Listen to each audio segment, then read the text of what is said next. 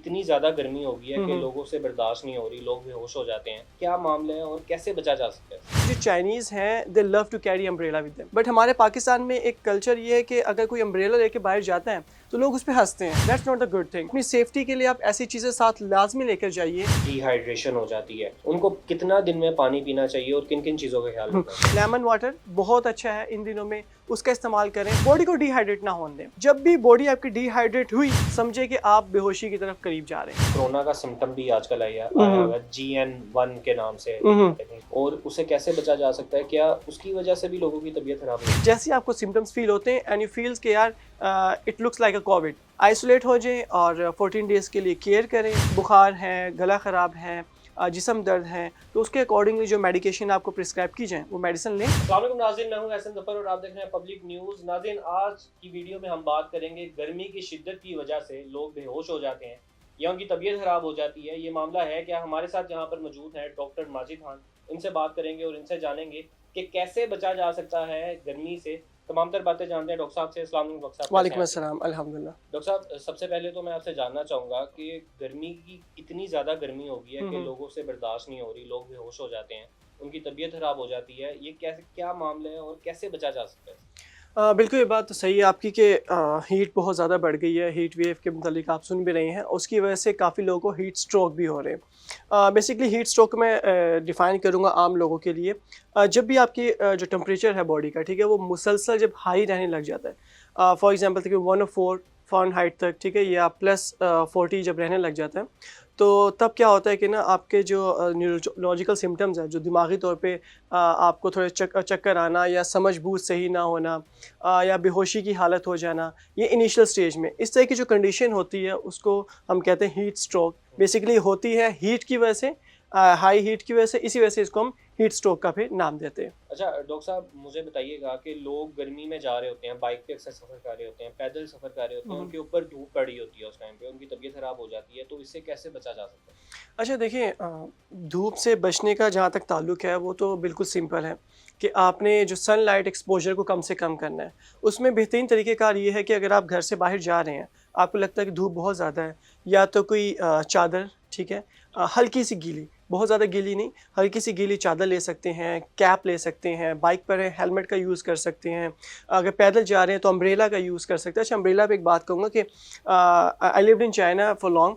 वहाँ पे जो चाइनीज़ हैं they love to carry umbrella with them, ठीक है, उनके वो लाजमी लेके जाते हैं। वो गर्मी से ही बचाता है आपको, धूप से भी, बारिश से भी। बट हमारे पाकिस्तान में एक कल्चर ये है कि अगर कोई अम्ब्रेला लेके बाहर जाता है तो लोग उस पर हंसते हैं। That's not the good thing. देखिए, अपनी सेफ्टी के लिए आप ऐसी चीज़ें साथ लाजमी लेकर जाइए जो आपको इस तरह की कंडीशन से बचा सकते हैं। एक अम्ब्रेला अगर आप अपने साथ लेकर जा रहे हैं, वो आपको हीट स्ट्रोक से बचाता है। दैट्स मीन्स कि आपको डेडली कंडीशन से बचा रहे हैं, तो आप साथ में अम्ब्रेला कैरी कर सकते हैं, ठीक है।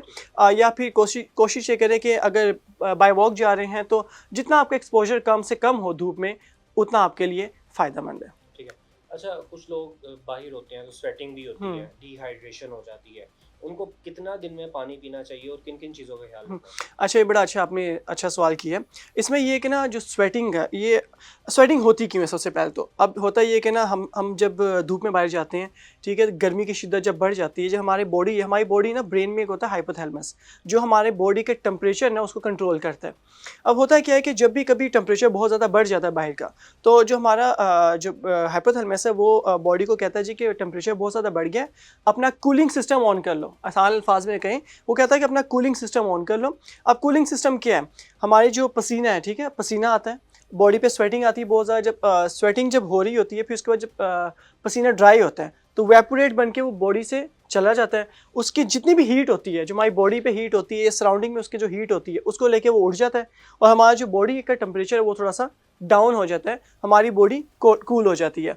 मगर समटाइम क्या होता है कि अगर नमी बहुत ज़्यादा है, ठीक है, माहौल में नमी बहुत ज़्यादा है और हीट बहुत ज़्यादा, टेम्परेचर बहुत ज़्यादा बढ़ गया, तब क्या होता है कि पसीना कंटिन्यूसली बह रहा होता है, वो पसीना ड्राई नहीं होता, कंटिन्यूसली पसीने के बहने की वजह से बॉडी हमारी बहुत ज़्यादा डिहाइड्रेट हो जाती है। दैट मीन कि बॉडी में पानी की कमी बहुत ज़्यादा हो जाती है। उस कंडीशन में फिर क्या होता है कि ये हीट स्ट्रोक के चांसेस बढ़ जाते हैं। ठीक है, पसीना ज़्यादा जब बॉडी से निकलता है, डिहाइड्रेट होती है बॉडी। इसके अलावा होता क्या है, पसीना जब गर्मी बहुत ज़्यादा होती है तो हमारी जो बॉडी है, उसकी जो स्किन है, स्किन के नीचे जितने वेजल्स हैं ना, हमारा जो ब्रेन उसको ऑर्डर करता है कि आप डायलेट हो जाओ।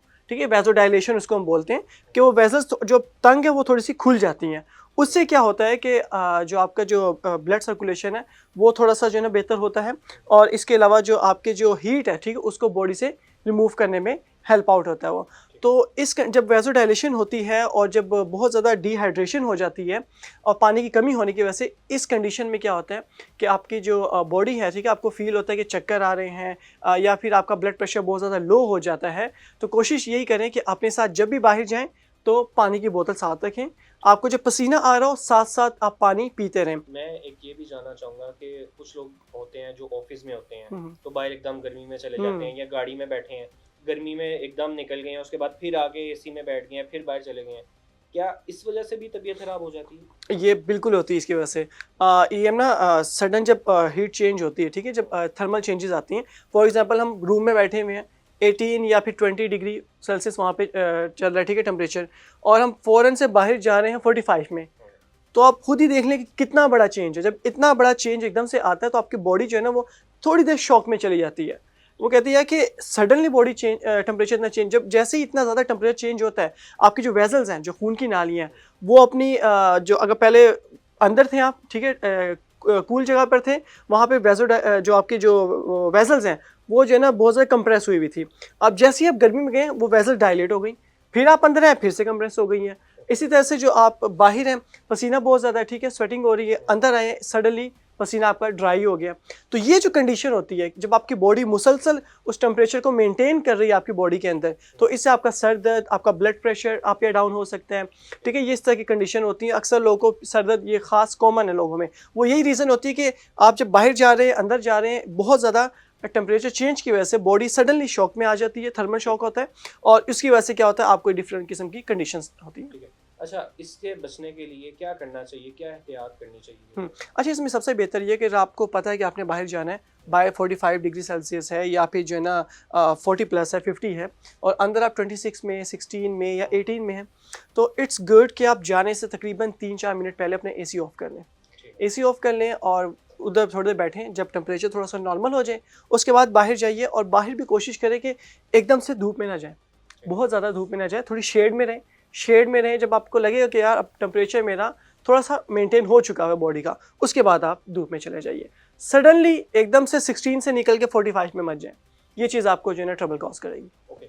अच्छा डॉक्टर साहब, मैं ये भी जानना चाहूँगा कि कुछ लोग आते हैं गर्मी से और एकदम आके ठंडा पानी पीने लग जाते हैं, या उसके अंदर बर्फ़ डालते हैं, बर्फ़ डाल के पी लेते हैं, या मुख्तलिफ जैसे शरबत ले लिया आपने, या कुछ इस टाइप के जूस ले लिए, तो क्या इससे गला वगैरह ख़राब हो जाता है आपका? क्या ये भी वजह हो सकती है? बिल्कुल, ये बहुत ही कॉमन है। गर्मी में बहुत सारे ऐसे पेशेंट्स आते हैं जो कहते हैं कि डॉक्टर साहब गला ख़राब है, फ्लू हो गया है, ठीक, गले में दर्द हो रही है, और उसकी वजह से भी बुखार। उसकी बेसिक रीज़न ये है कि हम बहुत ज़्यादा गर्मी से आते हैं बाहर से, तो जैसे ही अंदर आते हैं, हम आते के साथ ही बर्फ़ वाला पानी या फिर ठंडी कोल्ड ड्रिंक्स या फिर बाकी के ठंडे मशरूबात एकदम से पी लेते हैं।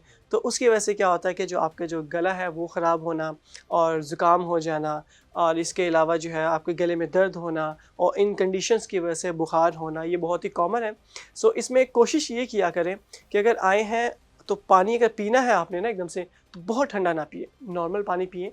जब थोड़ा सा टेम्परेचर आपका बॉडी का बेहतर हो जाए उसके बाद आप चाहे तो पानी के जो ठंडक है उसको बढ़ा के पी लीजिए, मगर आते ही बिल्कुल जो है ना आपने जो बर्फ़ वाला पानी है उसको पीने से अवॉइड करें। वो नहीं पीना, ठीक है। अच्छा, एक कोरोना का सिम्टम भी आजकल आया हम्म, हुआ है, GN1 के नाम से, हम्म। I think। तो वो उसके क्या सिम्टम्स हैं और उसे कैसे बचा जा सकता है? क्या उसकी वजह से भी लोगों की तबीयत खराब हो रही है? अच्छा, ये ओमिक्रॉन जो कोविड के जो ओमिक्रॉन के जो स्ट्रेन्स है चेंज हो के आ रहे हैं, दैट्स ट्रू कि अभी हर कुछ महीने के बाद अब कोविड का जो न्यू स्ट्रेन है वो आ रहा है हमारे सामने। But the good thing is कि जितने भी न्यू स्ट्रेन्स आ रहे हैं, ठीक है ना, वो उतने जो है ना पावरफुल नहीं है। उतना ज़्यादा इफेक्टिव नहीं है जितने के कोविड-19 था जो 2020 में था, वो बहुत ज़्यादा इफेक्टिव था। द रीज़न इज़ दैट कि एक तो जो न्यू स्ट्रेन्स आ रहे हैं, ठीक है, वो थोड़े से वीक हैं, और दूसरा है कि हमारी बॉडी जो है वो अडेप्टेबल हो चुकी हुई है, हमारी बॉडी तकरीबन इम्यूनाइज्ड हो चुकी है। बट फिर भी क्योंकि इसके जो सिम्टम्स आते हैं उसमें यही होता है कि बुखार होना, तेज़ बुखार, गला ख़राब होना, बलगम के साथ खांसी आना, ठीक है, या फिर जिस्म में दर्द होना, इस तरह की कंडीशंस होती हैं। अगर आपको ऐसी कंडीशन हो रही हैं तो द बेस्ट थिंग आप अपना कोविड का टेस्ट करवा लें, क्योंकि कोविड का टेस्ट करवाएंगे उसी में ही आपको कंफर्म होगा कि either you are having covid or not, क्योंकि टेस्ट के बगैर आपको पता नहीं चलेगा, क्योंकि ये आम सिम्टम्स हैं। हमें वैसे ही लगता है शायद कोई ठंडा पानी पी लिया उसकी वजह से ना हो गया, या कोई बोतल पी लिया उसकी वजह से ना हो गया।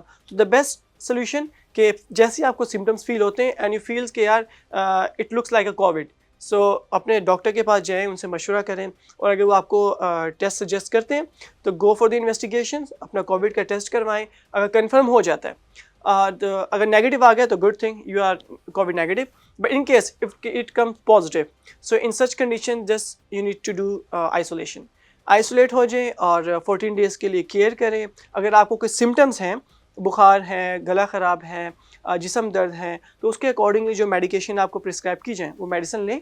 अगर आपको सिम्टम्स नहीं है, you don't need any medication for that, you just need to be isolated for 14 days, और उसके बाद आप अपना दोबारा से टेस्ट करवाएं।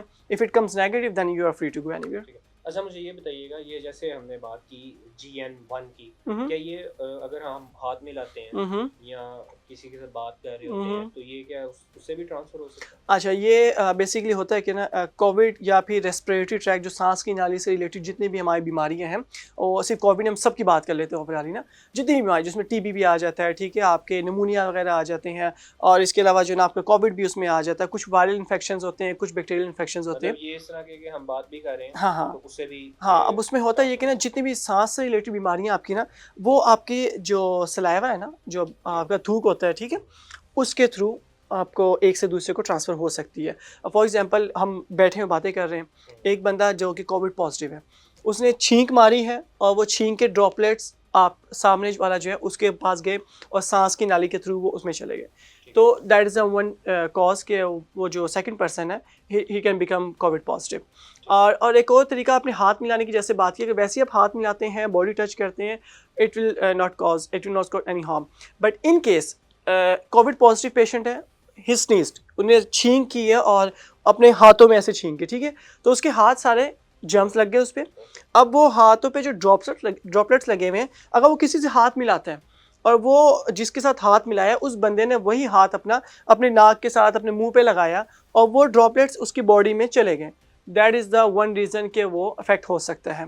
सो इसमें स्नीज़ के लिए, छींक के लिए मैं एक आपको तरीका बल्कि बताता हूँ कि a lot of people are unaware of it. अगर आपको छींक आती है किसी को भी, तो ट्राई करें कि अपने हाथों को एक्सपोज मत करें, हाथों को ना सामने लाएं। अगर आपके पास कोई टिश्यू है, रुमाल है, यूज़ दैट। इफ़ नो, अपने जो है ये एरिया यूज़ करें, ठीक है, आप यहाँ पे लाके छींक यहाँ से करें। उसमें होगा कि आप किसी से अगर हाथ मिलाते हैं या हाथ के पे टच करते हैं तो किसी और को जो है ना, अगर आपको कोई बीमारी है वो उसको ट्रांसफ़र नहीं होगी। So that's the best way to sneeze. अच्छा डॉक्टर साहब, मैं जानना चाहूँगा कि आप लोगों को क्या अवेयरनेस देंगे कि इन दिनों में हीट वेव से कैसे बचा जाए, धूप से कैसे बचा जाए? देखिए जी, धूप तो बेसिकली है व्यूवर्स के लिए, धूप तो है ही है, तो द गुड थिंग ट्राई करें। एक तो बिला ज़रूरत आप तकरीबन 12 बजे से लेके जो 3 बजे का टाइम है इसमें ना निकलें बिला ज़रूरत। हाँ, अगर ज़रूरत है आपको, if you are going out, तो ट्राई करें कि कोई ना कोई शेड साथ में ले लें, यूज़ ग्लासेस, कोई कैप यूज़ करें। इफ़ यू आर गोइंग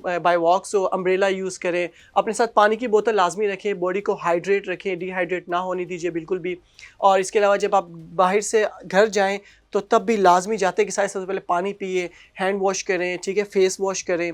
जितना आप अपना एक्सपोजर धूप से कम रखेंगे, सो that's the best solution for that. और अगर आपकी कंडीशन ख़राब होती है, आपको लगता है कि मुझे चक्कर आ रहे हैं, सर दर्द हो रहा है या बेहोशी वाली हालत हो रही है, तो इन सच कंडीशन आप कोशिश करें कि करीबी डॉक्टर जो उनके पास जाइए, ठीक है। और अगर कोई शख्स हीट वेव की वजह से आपको लगता है कि बेहोश हो गया, तो उसमें कोशिश करें सबसे पहले कि उसके इर्द गिर्द जो है ना रश मत बनाएं। अक्सर मैंने देखा है कि लोग बाहर अगर बेहोश हो जाते हैं हीट वेव की वजह से, तो वो उसके गिर्द रश बना लेते हैं, उस तक हवाएं नहीं पहुंचती होती। उसको सबसे पहले उठाएं, उठा के जो है ना आप शेड में लेकर जाएं और कोई गीला कपड़ा लेके उसके हाथों पे, उसके सर पे, ठीक है, उसके फेस पे, पाँव पे गीला कपड़ा लगाएं, ताकि जो हीट है वो कम से कम हो, ठीक है, और जो कूलिंग सिस्टम उसका जो है ना वो बेहतर हो सके। और इफ़ ही इज़ अनकॉन्शियस तो कॉल 1122, एम्बुलेंस बुलाएं, ताकि उस बंदे को जल्द अज जल्द जो है ना मेडिकल ट्रीटमेंट दिया जा सके। और कोशिश करें कि जितना, फिर से मैं कहूँगा, एक्सपोजर आपका कम होगा और बॉडी हाइड्रेट रहेगी, that's the best solution for you. बहुत शुक्रिया डॉक्टर साहब आपके वक्त का। जी नाज़रीन, हमारे साथ यहाँ पर डॉक्टर माजिद खान मौजूद थे, जिसको आपने मुलाहिजा की। इसके साथ ही अपने मेज़बान को दीजिए इजाज़त। अल्लाह हाफ़िज़।